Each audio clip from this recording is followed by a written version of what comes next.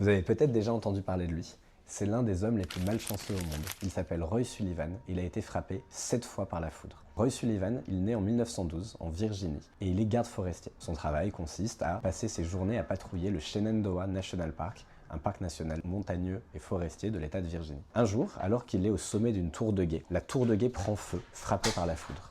Il essaye de s'échapper et il est à nouveau touché par la foudre. En tout, il va être touché 7 fois par la foudre au cours de sa vie. 7 fois pendant lesquelles il est soit en train de marcher, soit en voiture, soit en train de patrouiller dans le parc. Et à chaque fois, la foudre lui tombe dessus. Ce qui va laisser des séquelles, des brûlures, des pertes de cheveux, des atteintes physiques nombreuses.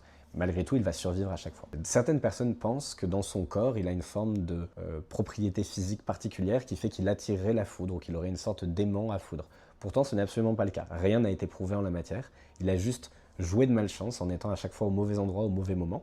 Évidemment, son métier l'exposait particulièrement, travaillant en montagne, en hauteur, dans des forêts, là où la foudre cherche toujours le point le plus haut où frapper. Roy Sullivan, il était conscient d'avoir une malchance improbable. Il était surnommé l'homme paratonnerre, un surnom que parfois il s'appropriait lui-même affectueusement, mais qui en réalité était une source d'angoisse terrible pour lui. Il scrutait en permanence le ciel, il s'éloignait des gens et il partait à l'abri dès que le ciel commençait à s'obscurcir.